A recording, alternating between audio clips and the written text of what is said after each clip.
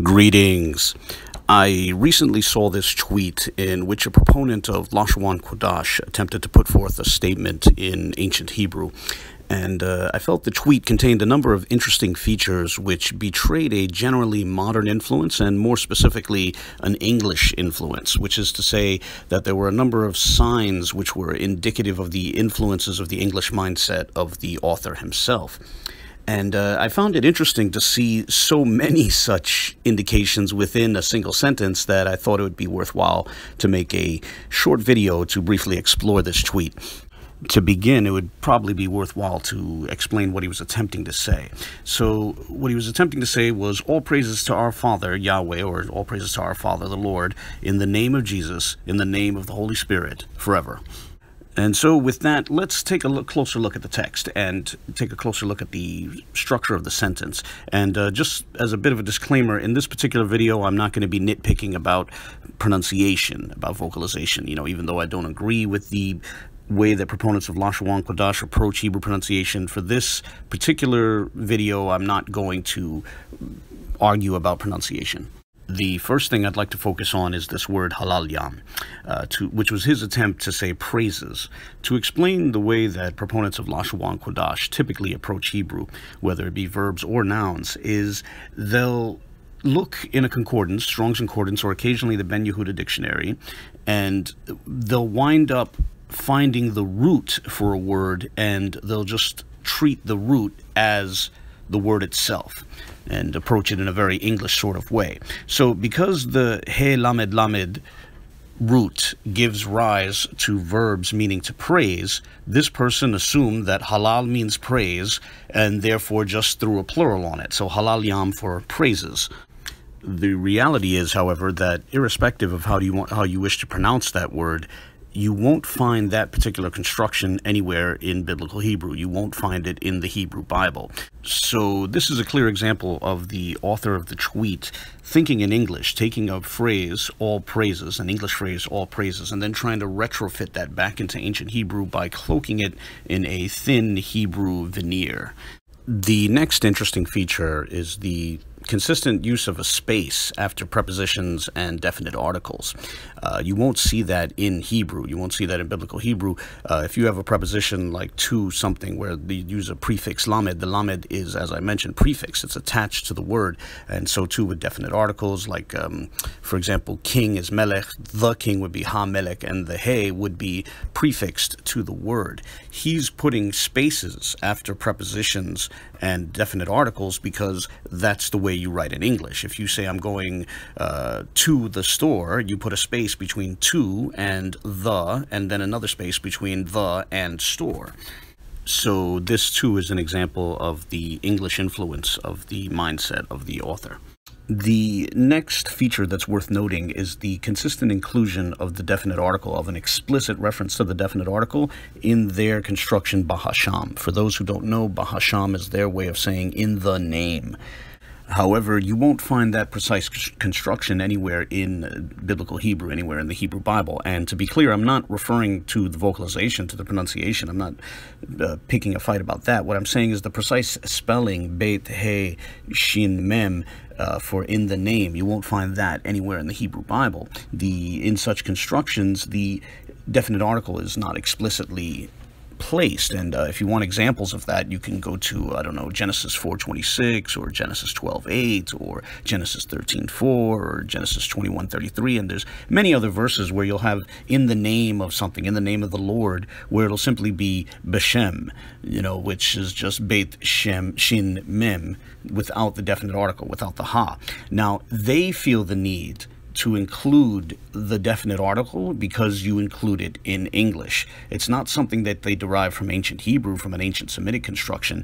It's indicative of the English mindset of the people writing this phrase. Then you have this unwitting adoption of the Mishnaic approach to what was once a double prefix. In modern Israeli Hebrew, you can use the word shel similar to the way in English we say of, and this starts in Talmudic times. Now, I'm not saying that the author of this post explicitly got it from the Talmud. He probably didn't know it was there, but my point is that this construction, shel, or as he pronounces it, shal, where it stands alone by itself, doesn't exist in biblical Hebrew. As I just alluded to, it was originally a double prefix. It was the prefix shin and the prefix lamed, so sheli. Both of them would be prefixed to a word as if to say that which is to, or that which pertains to. For example, this is Song of Songs 3:7, and notice that we have Sheli Shlomo, where you have the Shin and Lamed prefixed to the name Shlomo, to the name of Solomon, so that which pertains to Solomon, Sheli Shlomo. And let me turn the page to Songs 4:6, where you see the construction Sheli, that which pertains to me. In either case, you notice that Shel doesn't stand on its own. The point that I'm trying to convey is the phenomenon of that construction simply standing by itself, shel, in sort of a vacuum where it stands on its own without being prefixed to anything else. That phenomenon is not biblical. That's not part of biblical Hebrew. We first see that appear in the Talmud. So, for example, this is Talmud Babli, the Babylonian Talmud tractate Megillah 16b, and I'm going to focus in here on a specific construction as an example. You'll see here at the center of your screen is the phrase Melko Shel Olam, which means king of the universe or the king of the world, something to that effect. Or for another example, this is Tractate Berachot 31b, and I'm going to zoom in here on a very similar phrase, a related construction, but one that's much more common in rabbinic literature, in the Talmud in particular, and that's this phrase right here, Ribono Shel Olam. Now, the point that I'm trying to convey is about shel standing on its own. We don't see that phenomenon anywhere in biblical Hebrew. Rather, it first appears later on in the Talmud. And now again, I'm not trying to say that the author of the relevant tweet simply took that out of the Talmud. Rather, I think he just got the concept of shel standing alone from modern Hebrew, from, say, a modern Hebrew dictionary. You know, in modern Hebrew, it's perfectly normal to use shel in that way. On that note, I'll close here. It was a brief tweet and therefore a brief discussion on that tweet. I see a lot of examples of modern influences upon Lashon Kodash, and I just thought this particular tweet had a number of such examples, and that's why I thought it'd make for an interesting discussion. Greetings. Just today I saw this post, this social media post, which is actually more than 2 years old. It presents essentially a lexicon of Lashon Kodash. It was apparently posted by a member of GOCC. However, some of the more interesting entries therein go back to the original school at One West. And therefore, I'd like to look at some of the entries therein as it relates directly to the question of how modern is Lashon Kodash. To begin, look at the entry for alligator. Thanayan alagayatawar. Thanayan is just tanin, which meant dragon or monster, but in modern Israeli Hebrew means alligator or crocodile. As for alayagatawar, it should be obvious that that's just an English loanword into modern Hebrew. It's the word alligator, transcribed into Hebrew characters. Let's look at another example. The entry for artichoke is aratayashawak, which is obviously the word artichoke transcribed into Hebrew characters. In modern Israeli Hebrew, there are loan words from other languages, including alligator for alligator and artichoke for artichoke. However, whoever made this list looked at those words and didn't know that they were modern loan words. And we can look at another example along these lines. Look at the entry for asparagus, asa paragawas. Isn't it obvious what that is? And there are other humorous examples. Let me scroll through and I'll find another one. Okay, here, take a look at this. The entry for broccoli, Bararakwawalai. I mean, come on. It should be obvious what that is. It's just the word broccoli transcribed into the Hebrew script, which then this person just put a Lashon Kodash pronunciation on it. Broccoli is an Italian word. It's the plural, a broccolo. It's not ancient Hebrew. It is, however, a loan word incorporated into modern Hebrew. Scrolling through, here's another example. The entry for coffee, kwapa, which is really just the modern word café, which is yet another loan word from a foreign language. Anyway, let's scroll through for another example. Check out the word dawalapayan for dolphin.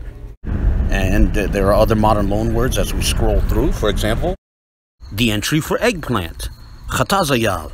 Now, that's just the modern Israeli Hebrew word chatzil. I challenge anyone to find that word in reference to eggplant in a Hebrew text before the 1800s. The reality is, it was coined by Avraham Lunz in the 1800s, in the late 1800s, as the modern Hebrew word for eggplant.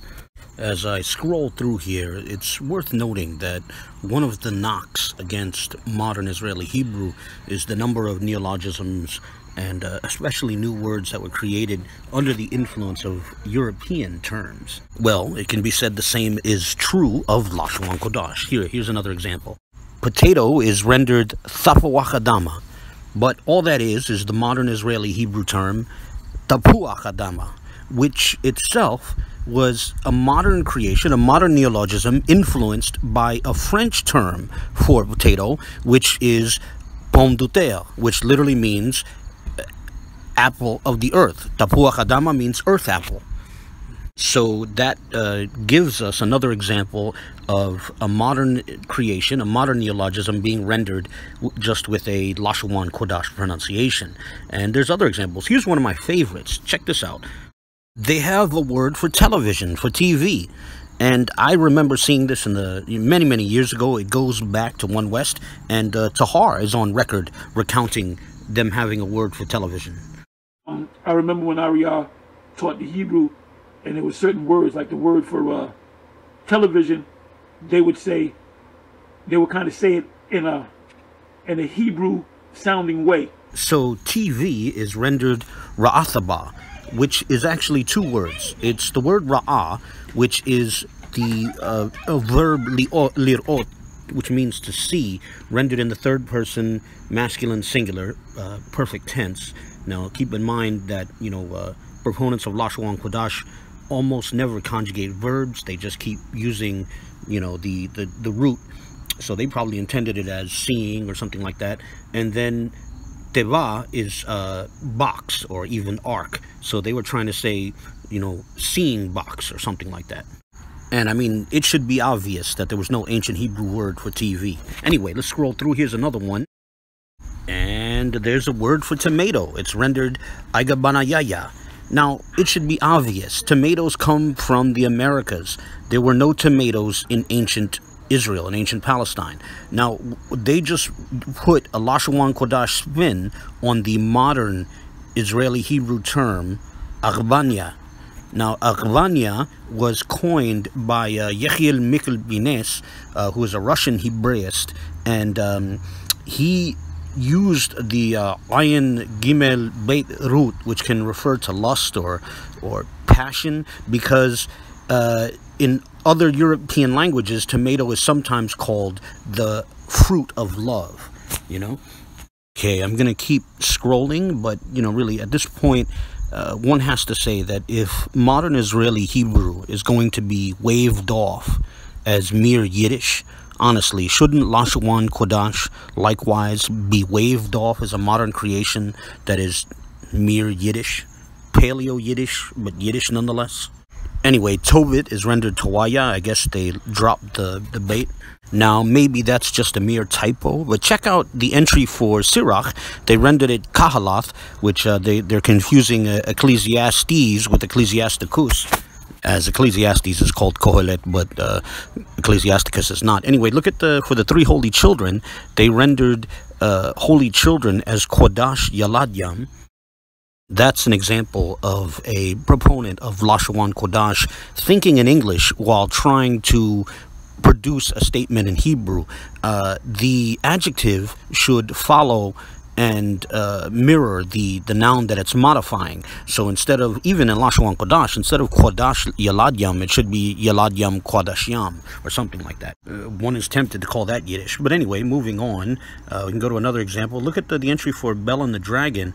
Bel is rendered Baal. They seem to have missed that there's an ayin in there. It should be Baal or Baal or something like that. But anyway, look at another example. Look at the names for the New Testament. Maracas, and Lawakwas. These are obviously, Latin and Greek names. Just to recast as Lashon Kodash. Corinthians is rendered Kwa Waragayam, which seems clear to me they confused the nun for Gimel and accidentally missed the Tau. Continuing to scroll on, the term for Galatians, they clearly dropped the Gimel. Ephesians gets rendered Apamyam because they confused the Samek for a Mem Sofit. And then we come to an interesting example. Check out how Thessalonians is rendered. It gets rendered Chasalawanaya Kwayam, which is because they mistook the Tau for a Chet, and that's how you get Cha instead of Tha, which is how they rendered the Tau in Lashon Kodash. Chasalawanaya Kwayam. Funny stuff. Anyway, the Latin term Titus is rendered Tayatawas. The Greek name Philemon gets rendered Payalaya Manan. Also interesting, in their rendering of Hebrews, they rendered it instead of I because they missed that there's an I in there, interesting enough. Peter gets rendered Patar, which is bizarre. They're just working from the English there. I mean, they didn't even try for Petros and rendered it Patarawas or something.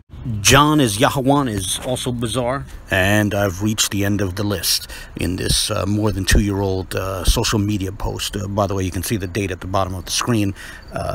However, many of these terms are older than the post. Like I said, some of them go back to 1 West. Most of them go back to 1 West. Whatever the case, the point is, Lashon Kodash is not ancient Hebrew. It's not ancient Hebrew. Just like modern Israeli Hebrew, it has a number of modern neologisms, including neologisms that it got from modern Israeli Hebrew. Isn't that ironic? That Lashon Kodash is supposed to be the ancient alternative to modern Hebrew, yet it winds up taking terms from modern Hebrew? That's ironic. But aside from that, there's also a huge number of foreign words in Lashon Kodash, and I think that's enough. That's food for thought. I look forward to the comments of others. Greetings. This is going to be a very quick introduction to the little-known subject of Lashon Kodash diacritical marks. However, as a quick disclaimer, I hope it goes without saying that this video should not be taken as an endorsement of the system. Rather, I'm simply explaining it for others. There are certain proponents of Lashon Kodash who will write in the Phoenician script and place curious marks under certain letters, resembling either a smile or a frown, depending on its location in the word, as you can see here. If you look closely at one of the oldest 1 West icons of Christ, you'll notice the same marks appearing there on the menorah which he was holding in his hand. By the way, on a side note, I have not seen anyone else point this out, but that's a curious spelling of the name, which is the name of Joshua. However, while it's not a biblical spelling, it's not completely a historical, as I have read that the medieval Italian Kabbalist Menachem Azadia da Fano apparently owned a Torah scroll with that spelling for the name Joshua.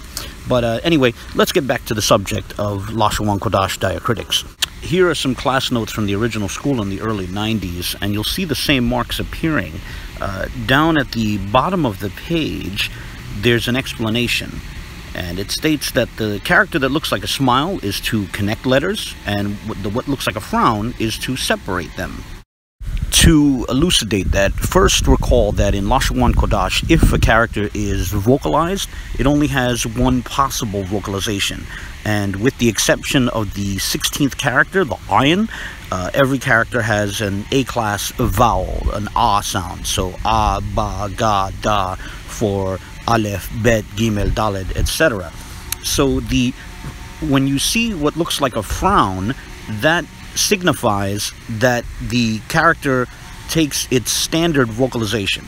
However, when you see what looks like a smile between two characters, it signifies that the two characters are connected and the second one is unvocalized. So, for example, suppose we have a hypothetical word spelled with the Beit, Gimel, and Daled, the equivalents of B, G, and D. If the separator, or the disconnector, what looks like a frown appears under each letter, then the word is pronounced ba-ga-da. However, if the separator or disconnector, what looks like a frown, appears under the first character, while a connector, what looks like a smile, appears under the last two characters, then the word would be pronounced ba-gad, because the last character is unvocalized. And likewise, if the connector, or what looks like a smile, appears under the first two characters, while a separator or disconnector, what looks like a frown, appears under the last character, then the word would be pronounced bagda, bagda. In short, while the first and third characters are pronounced, the second character is unvocalized. To have a little fun with this, we can actually use these diacritics to signify the different pronunciations employed by two elders of GMS, those being Tahar and Arayam Lab. Their different pronunciations of the word kadru, which is the third person plural verb that appears in Jeremiah 14:2.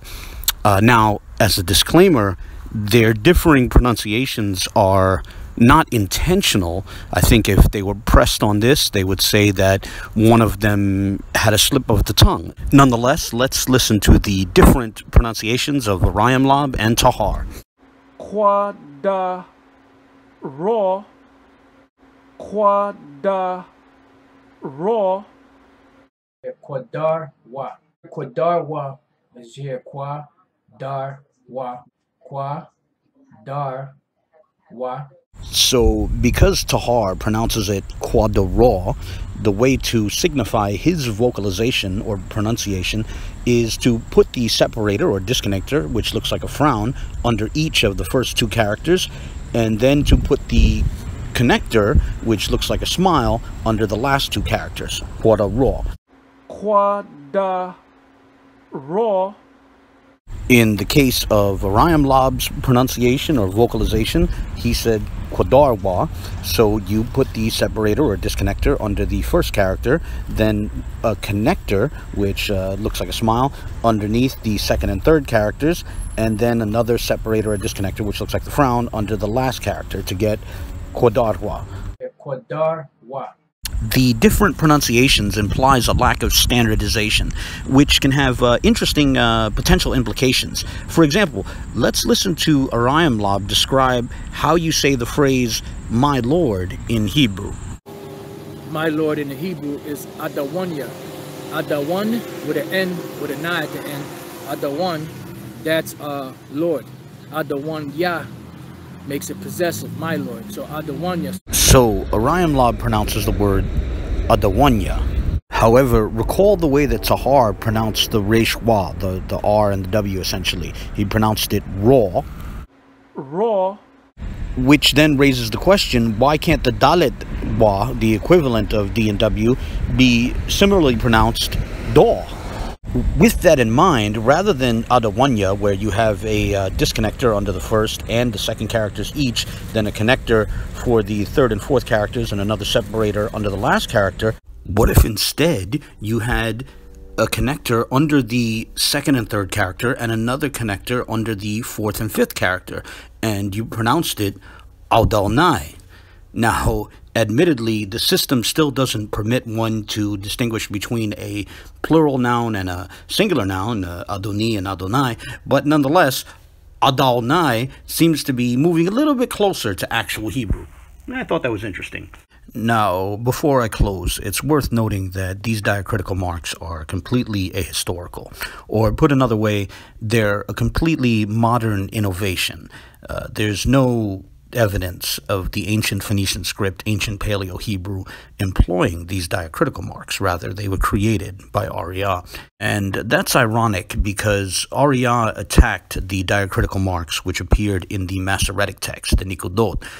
And the reason it's ironic is because he essentially rejected diacritics that are more than 1,000 years old on the grounds that they're not ancient, and yet replaces them with completely modern diacritics. Nonetheless, there was a reason for introducing these modern diacritics, and it was part of an attempt to standardize Lashawan Kodash pronunciation. Take, for example, the word on the screen here. In Lashon Kodash, is it pronounced Shalom or Shalama? Now, proponents of Lashon Kodash today might think that the answer is obvious, that it's obviously Shalom, but there are old-timers who remember Abba Bivens teaching instead that it was pronounced Shalama. Then I learned Derek Abbott. Derek Abbott is the one that Abba used to teach us. Shalom, how they speak like that. Yeah, it was you know, instead of saying Shalom, they say Shalama. Shalom. They said Barakata, you know. And you know, it was. So too with this word, which is the word for Israel. Is it pronounced Yashar Allah or is it pronounced Yashar Al? Most proponents of Lashon Kodash would say that Yashar Allah is standard, but you see more and more people saying Yashar Al. Although I have to give credit to Hashar, with a little bit of a tacit nod to Arabic, he's the first to slightly change the inflection. So rather than saying the standard One West, Yashar Allah, he says Yashar Allah, which I kind of like. Hey, Yashar Allah! Yashar Allah!